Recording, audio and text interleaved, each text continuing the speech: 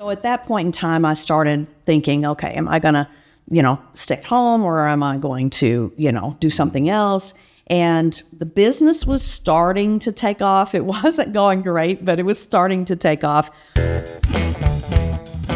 Matt Woolley Podcast.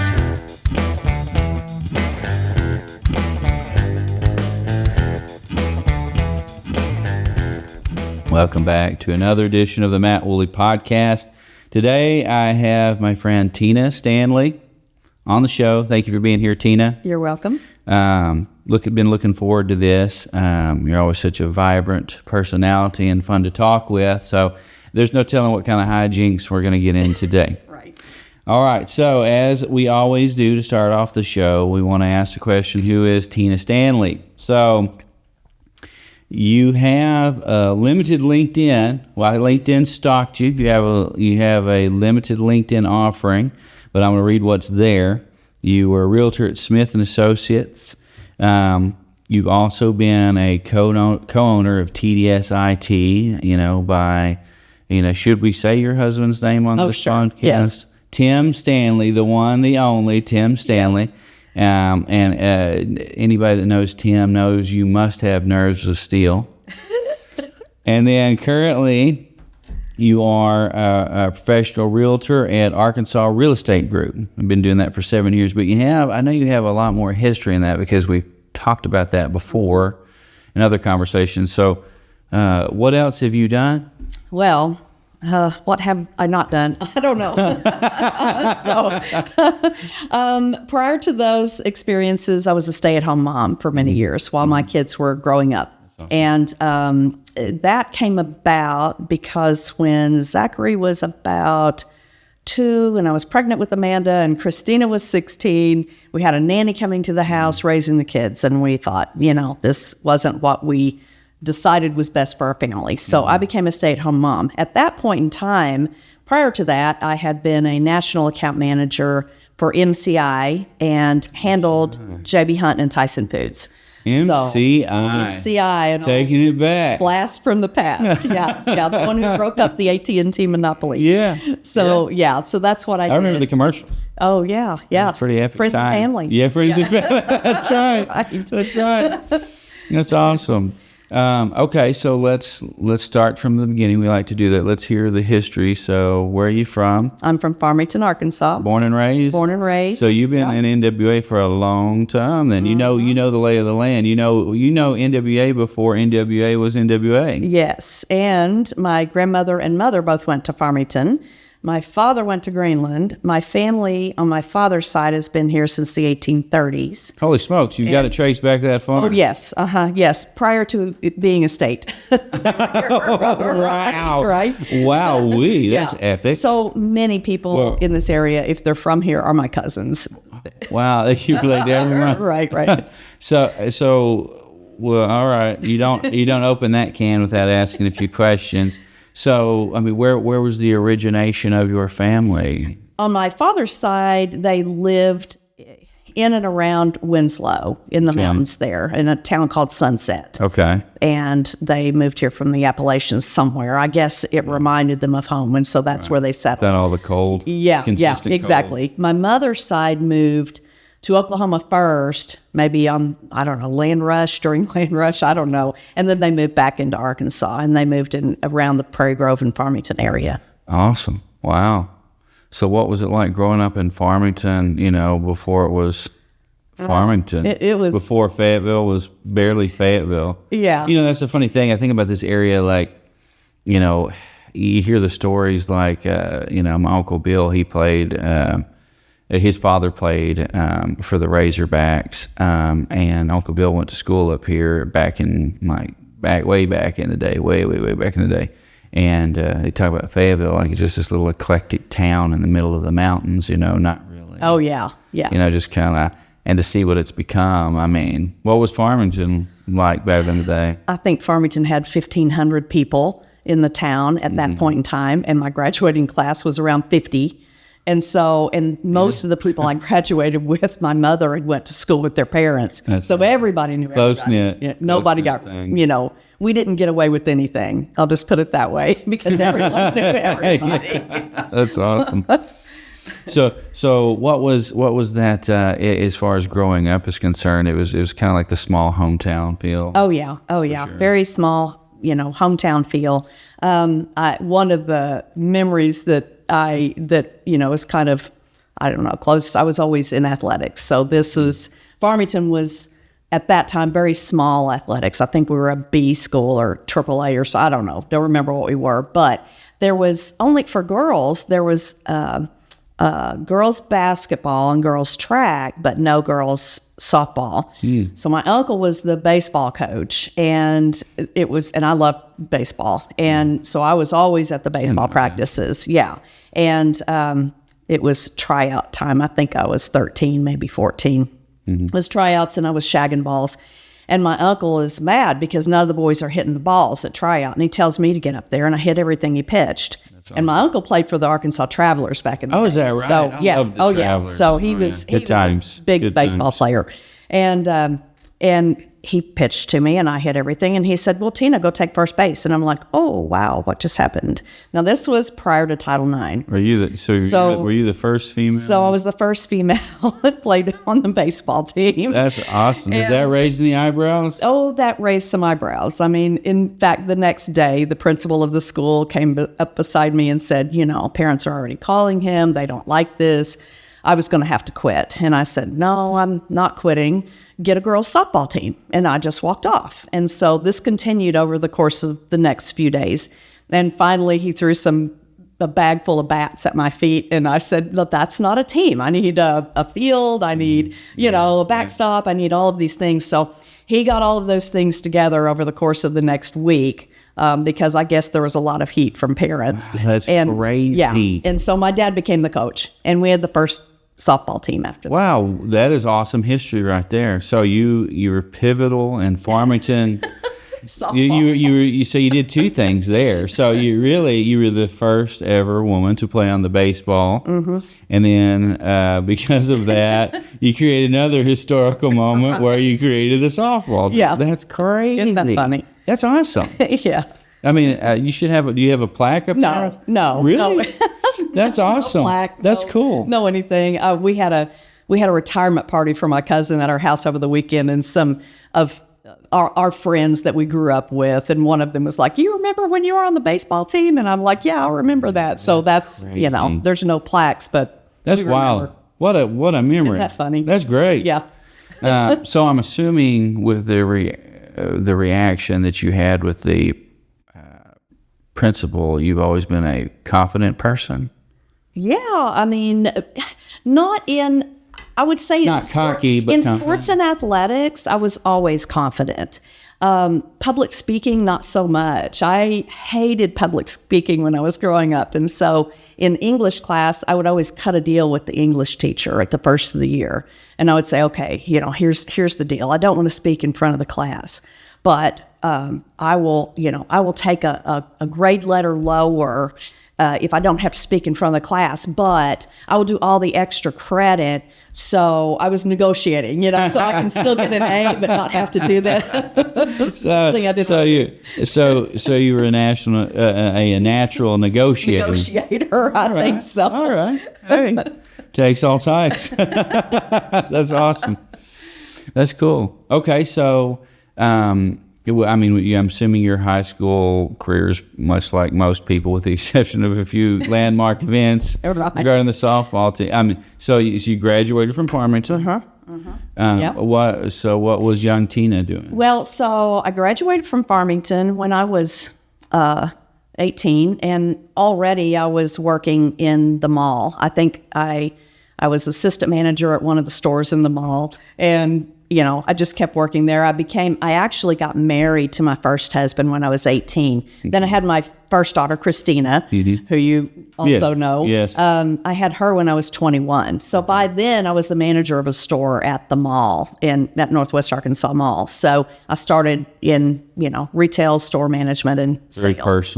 Very personal experience. What did that teach you? I don't know. I mean, well, I was always very responsible. And so, even at a young age, I was very responsible. And why is that?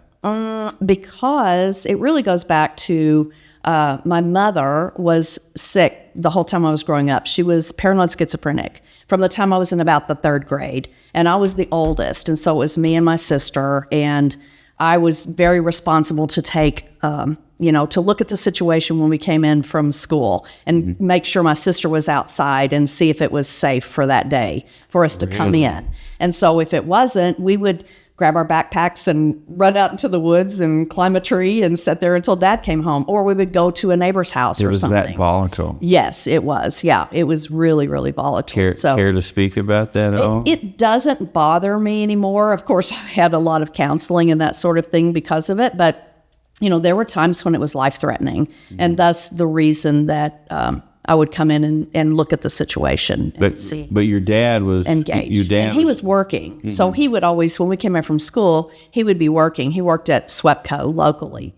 And, so a lot of times I was the oldest, the oldest in charge. And one time in particular, we were in the room watching TV and she blocked the doorway and had a knife and said she was going to kill us. And so in that situation, we ended up, of course, getting out of that situation. But those sorts of events growing up made me probably responsible beyond my years. So I got into management, very aware of circumstances. When did you feel, and we try not to be, let me clarify, I want to say this.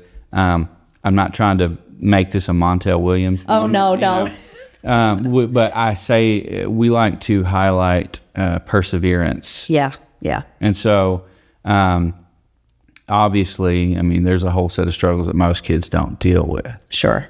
So how is that, I'm all over the board here thinking now, but how does that, that obviously may affect you to make you more responsible individual. Sure, yeah. How did that affect you with, your kids?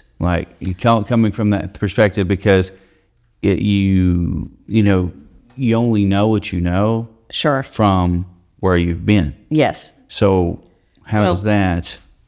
So from that point in time, from actually about the 5th grade, I remember trying to figure out what was going on with her mother, because back in those days, nobody spoke of mental illness or what it was about. And you had a hard time finding, we didn't have the internet. We had the, encyclopedias. So it was hard to find out what was going on and to figure out what was going on. And everybody just said, oh, your mom's crazy, and that's the terms, and the doctors give them Valiums and, that's about it. So I started researching and trying to figure out what was going on. And we had a biology class in the 5th grade, and I saw the term schizophrenia, and I read, what it was about. And I'm like, oh, this is what's going on. So I went and talked to the teacher after class, and she gave me some other books to read. And so I started reading, and, knowledge is power. So that made me feel better about what was going on. From that point in time, kept researching and just trying to figure out how I could help her throughout the years.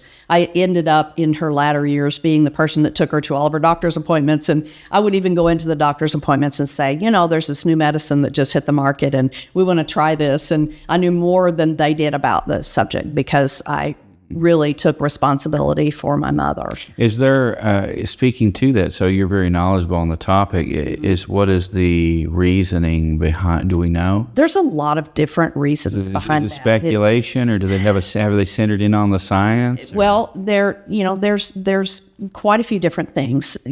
Some of it can be, head injury, some of it can be trauma. I believe my mother's was probably triggered by some traumas from childhood that were undealt with.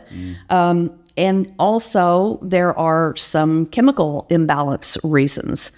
So there was I remember a doctor in Lincoln when I was already out of high school, I think. Yeah, I was in my 20s. And this doctor in Lincoln would give her B12 shots, and she started getting better. And I'm like, oh, okay, there's something there, So, yeah, there's a lot. There can be a multitude of different reasons, physical, emotional, spiritual, all of them can play a part. I'm glad that you brought that last one up. But there's things there too. Oh yeah, exactly. Overlooked. And there was in my mom's case as well. And they were brought on by some traumas that we later found out had happened in our childhood that were undealt with, and so undealt with traumas end up becoming manifest. Exactly. Yeah. Gateway. Exactly. Yeah. So throughout the years, I did a lot of research on that. My oldest daughter, Christina, is a naturopathic doctor, and she found some old studies on 80-something% of people with schizophrenia have B vitamin deficiencies.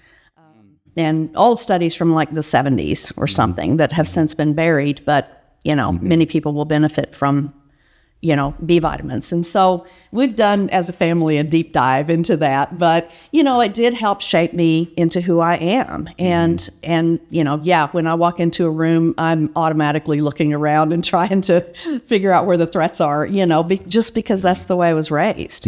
So, are you the one that always faces the door when you sit at a restaurant? No, my husband does that. Yeah. And I trust him to do that. Yeah. I wouldn't mess with Tim. No, I very much trust him. He could be my lookout. And he's my protector too, and that's really funny because I did choose a guy that was my protector. And that's really nice to be able to trust him in that area and not have to do it myself. No, that's great. That's great. That's awesome. All right, so let's move along and let's go back to the beginning of your career. So you did you were working at the mall. You were being obviously a manager into management, dealing with people, dealing with customers, that whole thing. Where did you transition after?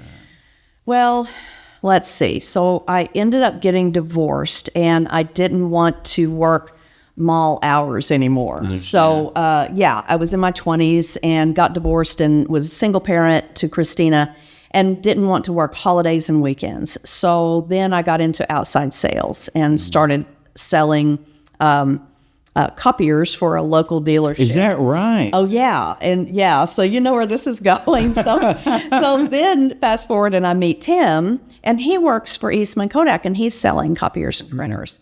And so when we were dating, the front desk lady would say, "Hey, Big Tim is coming," and I would turn my proposals upside down because we were competitors. That is hilarious. Yeah. So I would say, awesome. And we would go to lunch and say, "Okay, we're not talking about any work," So when we got married, I got out of that industry because he had the better job in that industry. Then we moved to Memphis, Tennessee, and I got a job with dictaphone.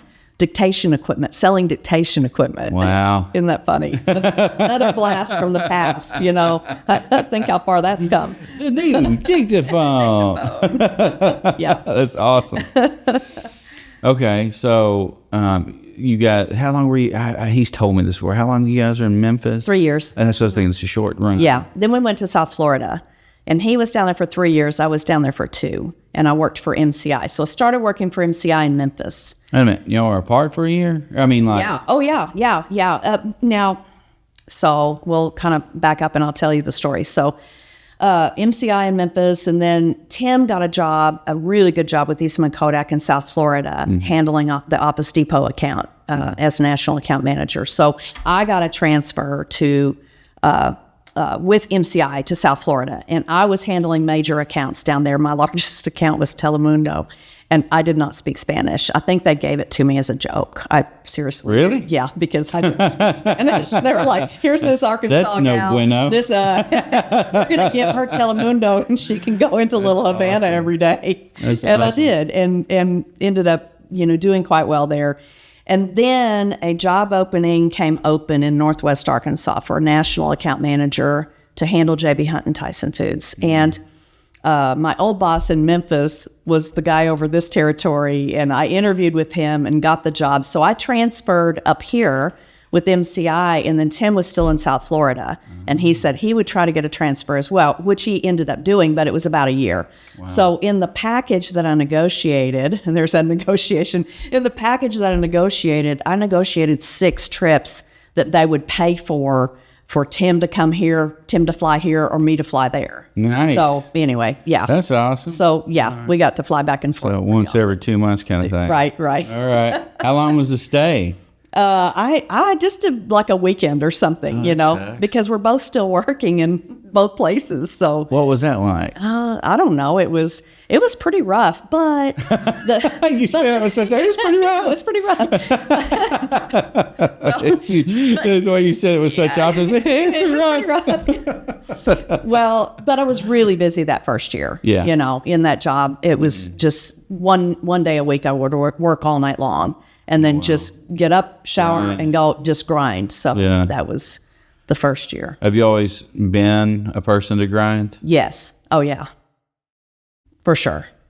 Probably early on. Early. Yeah. Early. Just make it happen. Yeah, for sure. I mean, and growing up in Farmington with all my cousins being boys for the most part. Keep up. I mean, and playing baseball with them. And then they would call me and say, hey, we need you to haul hay with us. And so you're going to be the stacker, So I was, I hauled hay and stacked and did all the things with the boys. Do you think that I saw that molded you into being, I assume knowing you that you're a person that's never thought you're beneath any type of.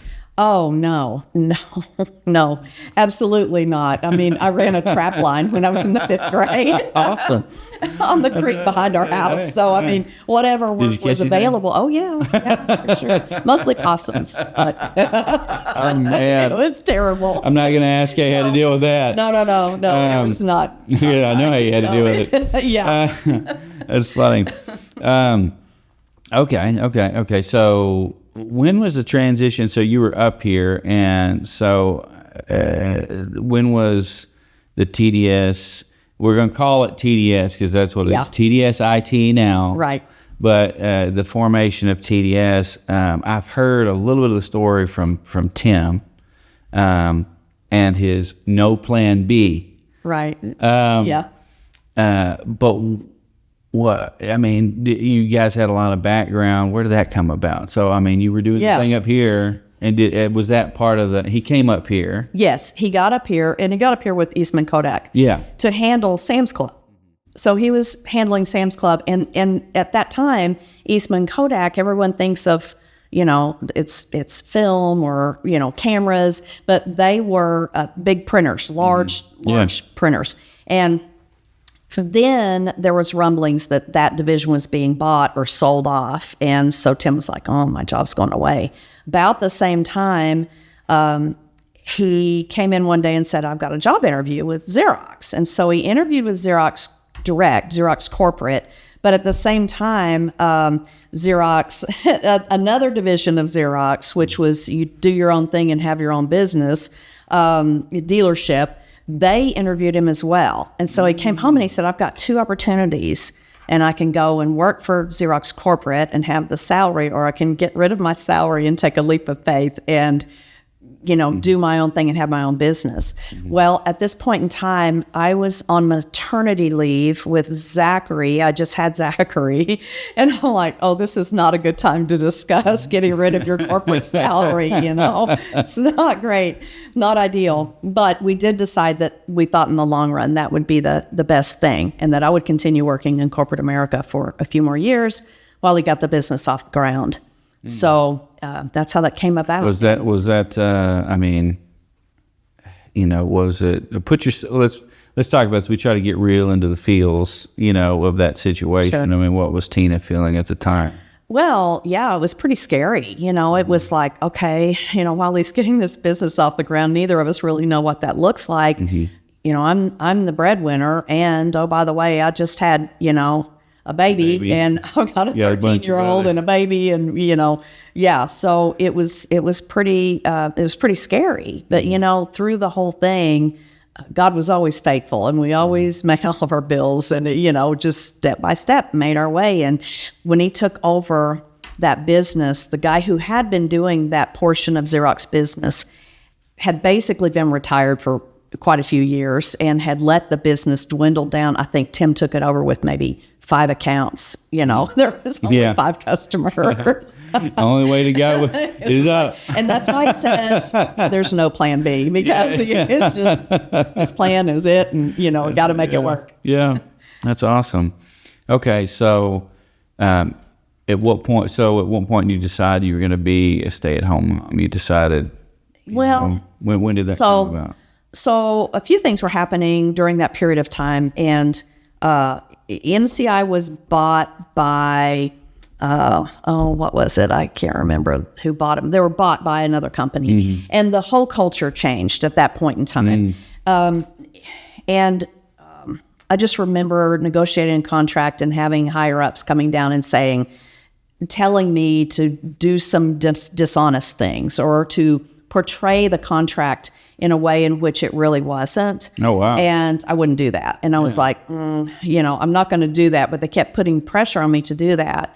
And I was like, no, I'm not going to do that. It just, to me, seemed like the culture of the new company.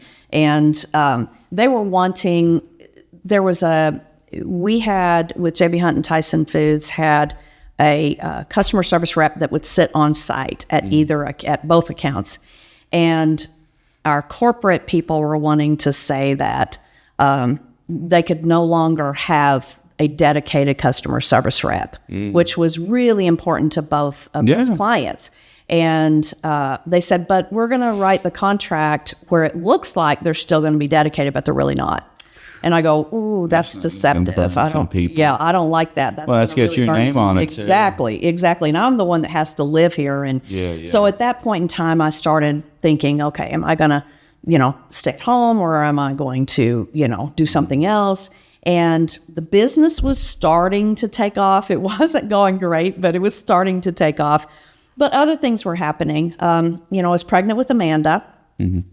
My father was dying of cancer. He had cancer, and we knew he wasn't going to live long, so I was taking him to appointments. And then, on any given day, I would have to fly out on the corporate jet to entertain clients, or, I would come home and tell Tim, well, I've got to fly out in 2 days. And he would say, well, I've got business meetings. And I would say, so you get the nanny, and, it was like that, never the two shall meet. We were both doing career things, and here's the kids with the nanny. So we really started evaluating our lives and what was really important. And at that point in time, decided that it would be best if I stayed at home and I would help him with the business. So I helped him with TDS and whatever, was required there. So, those are years that I'm so glad that it happened that way. Yeah. So glad. Yeah, that's to have that ability to do that and to make the most of it. Yeah, it was so important. I'm sure your kids have very fond memories of those times as well. It was really important. I don't know, the first 6 months or a year I was still in corporate mode, so I would keep these lists. So here's what we're going to itinerary today. The itinerary is we're going to do these things, and after we do all these things, then we can have fun. That's awesome. That's awesome. I'm always hit this TV when I'm here too. That's great. And how long was that? What period? How long? So that was, let's see. I was pregnant with Amanda, so I had Amanda when I was probably 7 months pregnant with Amanda when I ended up giving my notice in corporate America. And so...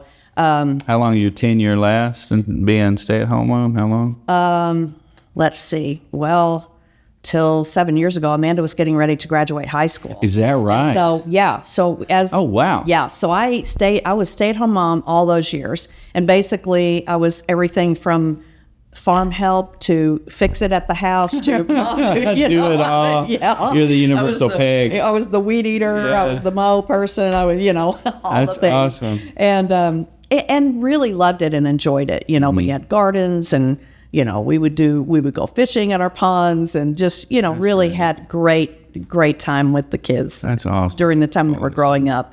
And then all those years, I just would think about, one of these years when the kids grow up, I want something to do. I don't want to just sit here. I knew that I didn't. And I always loved real estate, and I've always loved getting out and walking on land as well. I used to hunt arrowheads with my dad. And so just walking on land is really... Yeah, that was a great time. Really great time. So it always has a story to tell. Each piece of land has a story to tell. It does. And I love that. That's awesome. So you've been doing this 7 years now, you said? That's awesome. So, wow, you could have fooled me. The way you go about your business, I feel.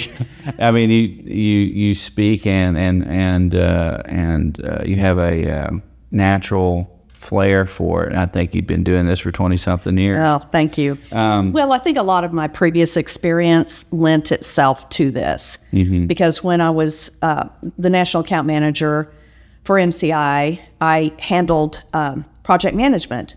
I also negotiated the contracts, and those contracts were $36 million and $48 million for 3-year contracts. And so I negotiated those at the C-level, and then I also handled projects. And at any given time, we would have 40 projects going between the two accounts. And so I handled a team of people that would come in and, I would assign different duties for these projects. So, if you think about real estate, it's project management. You're moving that project, that transaction, or closing that house is a project, and you have certain things you have to do to move it from start to finish, and then negotiations. So all of those things, as I thought about my past experience and what I loved, I think lent itself to me being in real estate. That's awesome.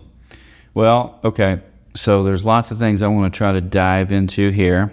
So, let's speaking to, because it sounds like you've had a lot of how do I put this? You've had a lot of new adventures throughout, your career. Speaking to somebody that's just starting a career, or let's even talk to the younger person, somebody that's, just starting to work. What's the advice that Tina has for anyone trying to make it happen? Well, I guess it worked for me. I always thought that if I worked just a little bit harder than the next person, I may not be smarter, but if I worked harder, I outwork them, because nothing's as bad as hauling hay. So, the only way to go is up. The only way to go is up. So, it's awesome. So when I was in outside sales for MCI, they would say, you've got to make 20 cold calls a day. Remember the old walking door to door and making cold calls? So I would do that. And so I thought, well, if I make 25 a day, I wonder what happens. And so, increase your averages. It increased the average. Exactly. Increase the odds. Yeah. So, it wasn't this week or 2 weeks in, but over 6 months or a year, those extra 5 calls a day were extra practice, but it also increased the odds. And so I would always go over my goals. As sales, you ever face any rejection? Yes, a lot. And that's probably the hardest thing to deal with. I was just fixing that. You beat me to it. So, it is. Well, let's speak to that. Yeah. So how does early sales, Tina, and now that you've seen a few things in your career, Tina, deal with that type of rejection? Yeah. So early Tina would take it personal, and would go, what have I done wrong? And, try to do all this self-analysis. I actually even had a guy chase me out one day, like literally chase me, screaming. This guy, I guess, was a maniac. He's like, is that salesperson? I hear him like running down the hallway, and I looked, and I was pregnant. And he's running and screaming and cursing. And I'm like, really? Oh my gosh, I've got to run. And I'm like pregnant, and I'm running to my car, looking over my shoulder at this guy that's screaming. So, throughout the years. Wow, okay, hold on. We're not going to move that easy from that. Was it a matter? Because he says is that salesperson, so you'd obviously been there before. Was it because you're being so persistent? No, it wasn't. No, it wasn't just me. The lady, apparently they said he acted this way towards all salespeople. Yeah, really? It wasn't just me. The guy was a maniac. But he himself has to sell. Does he not have any? Does he not have any to give there? I just is this business still around? No, I don't think so. I told Tim, and he went back down there and had a little chat. Oh, did he? Yeah. So it was like had a little chat. I don't know how that went, but I can imagine. I never went. I'm sure there's a couple of yes sirs. Yeah, I'm sure. That's awesome. So Tina these days, at my age, I am what I am, and if they don't like me, then that's okay. I've got a lot of friends, and I've got a lot of experience, and it doesn't bother me if somebody doesn't want to use me, or if somebody, that's fine. There's somebody that may be better suited out there for them, so that's okay. And I know God gives me the business that He wants me to have. So That's you know, awesome. that's What about Tina, the mother? What is the parental Tina? What's the advice that you can offer to parents out there? Let's say the young parents that are just, just getting going. yeah. Well, I mean, I was just really blessed to be able to stay at home, and I'm really glad that happened, because I think that the outcome with our children may have been a lot different had we both still been working and chasing our careers. So I think spending as much time as you can with your kids is super important, and I understand those people that still have to work, because that's reality in our day and time, really.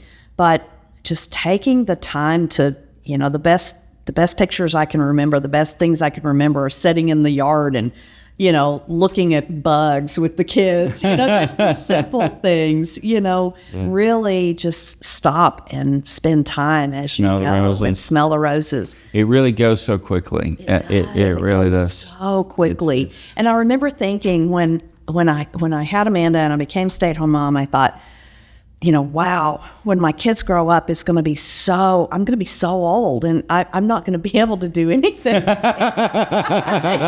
Your perception, your younger self's perception of getting older. And the time flew by so quickly. I was like, wow, really I still feel young. I can start a new career when my kids are graduating high school. There's a guy, I teach a Sunday school class, and I'm blessed enough to teach the elders, which is interesting.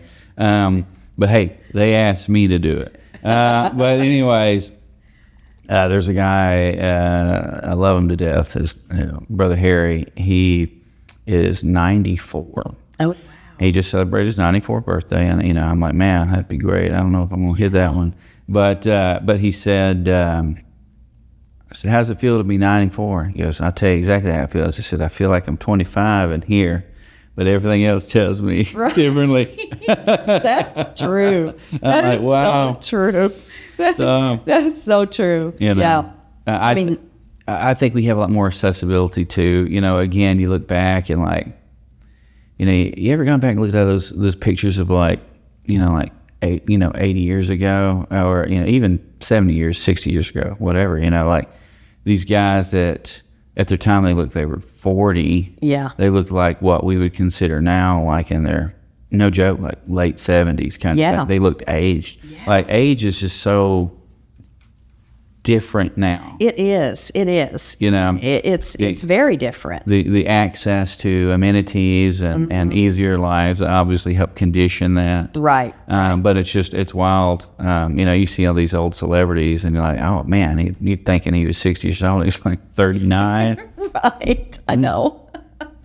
Anyways, okay. So are there any other takeaways on the parenting side? Is there something that, I know you stress time. Is there something that, and I do this not to pull, it's for inspiration. I mean, is there something that you wish you would have done better that you give advice? Oh, gosh. Oh, there's probably 1,000 of those things, because as parents, we look back and we're very self-critical. Oh, 100%. Yeah. 100%. I'm sure there's a bunch of things I would have done differently. Probably the big thing for me, because of the environment that I grew up in, my father was very much, he worked a lot. Mm-hmm. And so when our playtime with Dad was working, so my knowledge of playtime, because I really didn't have a childhood per se, my knowledge of playtime with my kids was working. Productivity. Let's go garden. Hey, let's have fun. Let's go pull weeds. Who wants to get dirty for 4 hours in the heat? Right. Because after you do, we'll go swimming. Yeah. So bribery was a good tool. Yeah. You pull the got to weeds work for your play. Yeah. So, but I bet, hold on, let me start with it. But I bet though, knowing and I'm obviously not as close with your kids as I am with you and Tim, but I mean, your kids, ambitious kids, they're strong-willed kids. Yeah, and they're fine. So that has an effect. They're all hard workers. Yeah, there you go. They are. There you go. Make it happen. Yeah. I probably would have. I wish I would have understood play more. It, true. And my play was either competitive sports or working, We gotta get it. Competitive sports. Awesome. We got, we gotta awesome. train. Yeah, that's awesome. Yeah, I can totally see that. And I now that you say that, I'm kind of like the same way. I was always very motivated by movement. Me too. And yeah, I'm with you. But again, there's always a cause and effect. You start when you get a little older. Like I see both my kids. They don't mind getting their hands dirty. No, mine either. Yeah. It's and then there's some kids that just think they're too good to do something or too lazy or whatever. That has like you wish you would have done it, but then you think, but look what this produced. Right. I mean, it had good results. And that's the funny thing about life, I think. It is. Yeah. My dad told me a statement a couple of years ago, and all this popped in my head. He said, going back to the whole thing with talking about what we're talking about now, but also talking about like the Brother Harry thing being 94. And he goes, life's really unfair. And I was like, why is that? He said, by the time you about get it figured out, it's over. I was like, Dad, I know. that's true and dark all at the same time, exactly. Dad. That's funny. Yeah. And that's true. Yeah. Yeah. And, looking back, I wish I could tell my younger self things now that, bothered me then that why was I even sweating that, I was, I didn't, and it's nothing mean against them or anything, that my parents were never ones to be vocal about, like, you need to think, it was always like, watch out for that, watch out for that cliff kind of stuff. That was always there, but they were never one to really mentor. And so, and it's just, again, it's how they're raised. I'm not like boo-hoo-hooing, what I'm saying? It is what it is. Exactly. But, that's where I've kind of tried to step in with my kids, and I know you guys have done the same. It's like, hey, you might want to be cautious on here because of this, and this. Yes. Speaking from experience, not from necessarily authority. Right. I think transparency is key. It is. And for sure, the same goes true with my background. Parents just weren't, mother wasn't able to be there because of the illness. And then my dad was always working. Yes. And so, you just figure things out as you go. So what we've tried to do with our kids is to hopefully build a platform for success under them and teach them more than what we got, and so that they can start at a better level, That's always the goal. That was the goal, Yeah. So let's switch gears. So you are now, well known in the real estate community. So what advice do you have to people in the marketplace right now? Anything that sticks out? Because I know you guys have had to put up with a lot these past few years because there's been quite a few changes in that. Right. Speak to what pops in your mind when it comes to your job. Maybe it's from the realtor piece of it to, the guy that's looking to buy a piece of land or a home or sell a home. What pops in your mind as advice that you could offer? Yeah. The past few years since COVID, even during COVID, when everybody started jumping up and moving around the country. Yeah. It's been pretty crazy. And, there were times where, it was not uncommon to be working until midnight and, doing orders at night and running and showing properties during the day. The market now has shifted since this past spring, really. And a lot of it happened when the market fell. When the tariffs happened, the market fell. And I had the busiest January I had ever had. And typically January is slow. But this year, 2025, January was super busy. And we thought, oh my goodness, we're going to roll into spring and be crazy busy. And then everything took a nosedive. I had like 9 listings, I believe, in March. And there they sat. And I'm like, okay, what's up? It's not good. And that's the one big thing with real estate is you have to be in it enough. You can't just be doing it part-time. You've got to be in it enough to sense when you do have a market shift and what's going on, and those houses did sell, but we had to employ different strategies because buyers got scared. They said, oh my gosh, I've lost half my value of my stock. And a lot of the buyers are younger buyers that have never experienced a stock market do that. All of us, people that are a little more seasoned are like, everybody remembers 06 to 08. Just sit tight. It's coming back. Just sit tight. Don't worry about it. Yeah. But a lot of buyers did get out of the market then. And so the market is different now. It's a more normal market than it wasn't normal before. Not normal to have 15 offers on one property. Yeah, I did hear some crazy stuff. I mean, people buying. I had a friend that did this gigantic development, and when he first told me about it, it was like 115 lots. Not anything even built on it. Like there's going to be this model of home, and there's like basically 3 different options to choose from for what that model will be. They had presets of what the house would be with the lot, and I mean, it was an astronomical amount of money for each. And I was like, dude, what was it like signing off on that? And he goes, it's the biggest loan I've ever signed off on in my life. And I was like, but here's the crazy thing, which this wasn't this year. This was last year. Yeah. But still, I was getting at to the craziness of the marketplace. I checked back with him like a month and a half after him putting it out there, and all but like 20 of them had sold. Yeah. And then it's just dirt. It's dirt with electrical run on it. Well, and there was a joke. I had one of my brokers say, back, it was actually during COVID, when COVID hit, and I was representing a builder, and we were selling lots before anything was built on there. And my broker laughingly said, you're selling dirt in a dream. And I go, exactly. That's perfect. Dirt in a dream. That's good. It's true. Yeah. Well, what a wacky, it's just crazy. What a wacky existence to think that is a thing if you really take a step back. But, I tell everybody too, the thing about us, though, we're blessed here in Northwest Arkansas, because I said, if we ever, when everybody else's economy is doing this, we're just kind of like putting along. We're usually better. Yeah, we may not be more in full force, but we're still moving. Right, exactly.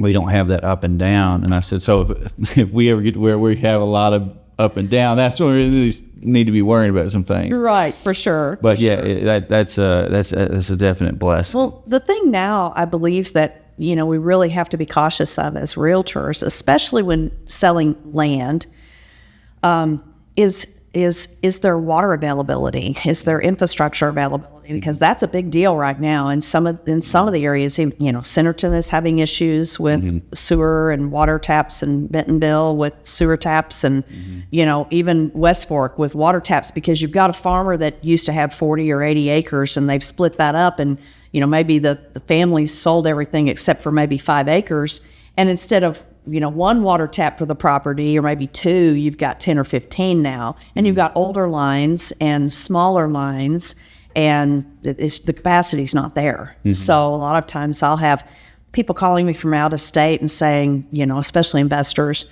to buy this 20 acres and split it up into, 4 or 5 lots. And I'm like, hold on a second. That sounds really good, but is the water available? Oh, it's okay. We'll just drill wells.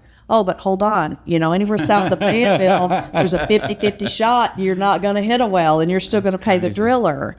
And, it's going to be a 500. There's a lot of dynamics there that you have to consider. Yeah, a lot. I bet that's stress. That's got to be stressful. Not really. Really? Not for me. I forget I'm talking to the farm girl here. Yeah, stressful is the way I grew up. This is not. Stressful is, handling I didn't think about that, multi-billion-dollar accounts. This is fun for me. This is my fun career. Okay, just rolls off the back. Awesome. It's not as stressful as everything is perspective in life, so it's not as stressful as where I came from. So, all right, let's switch gears too. We're running out of time. We still got a little bit. Don't worry. So what is? We've spoken to, growing up. We've spoken to the professional. We've spoken to being a parent. Let's talk about what about the individual. In Tina's mind, what's the most important thing someone should have in their life? God. That's the most important thing, is the spiritual aspect for me, and Jesus Christ, being my Savior. And I don't believe I could have made it through all the times that I've had in my life, the hard times, the good times, without having my faith where it is. And, for me, he's always come through, and from that time being threatened by, my mother, out of her mind and living through that. And so you're a lifelong Christian. Lifelong Christian. Yeah. Lifelong Christian. And he's never failed in any circumstance. It may not be the way I want to see it. Right.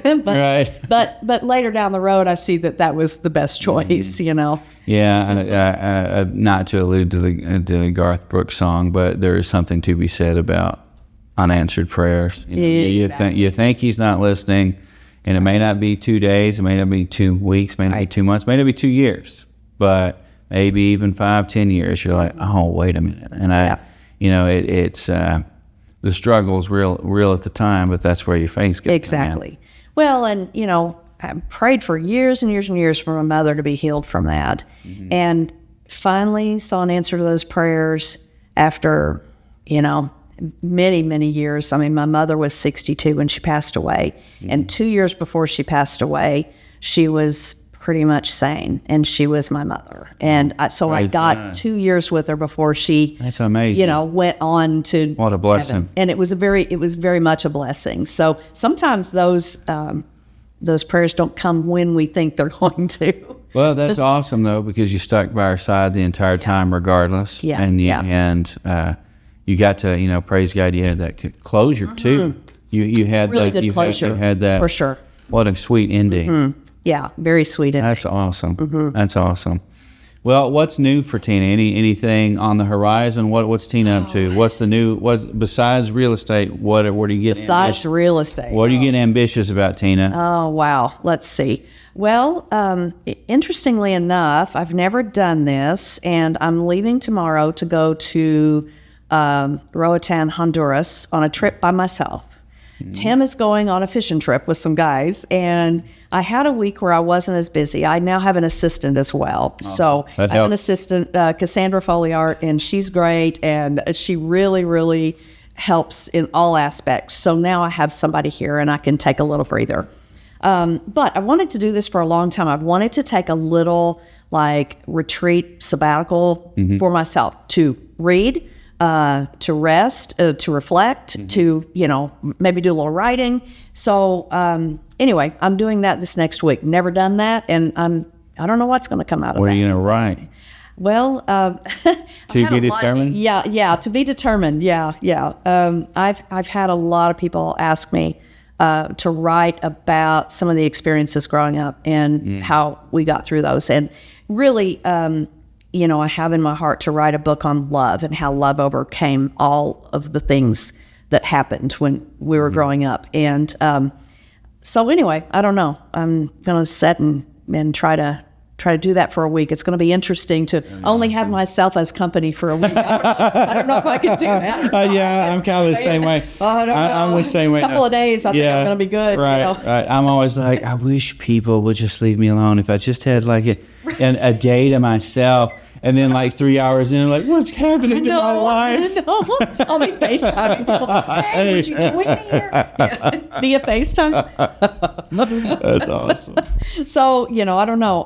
Also, all three of my kids are married. And Zach is building a house here, him and Tori, and he's building a house by Beaver Lake. Awesome. And Christina and her husband James are building a house as well in Bentonville. Awesome. So both of them are building houses, and I'm running by and checking on them, and they're both doing a great job. And then Amanda got married this summer and is living in Austria. She's our youngest, and so trips to Austria, of course. We've been there 8 or 9 times already, but you poor soul. Yeah. How do you do it? Such a terrible spot to travel to, That's awesome. Well, Tina, it's been a complete pleasure having you on. Thank you for coming on. I hope you'll come again. Yeah, I will. Thanks for having me. Thank you so much.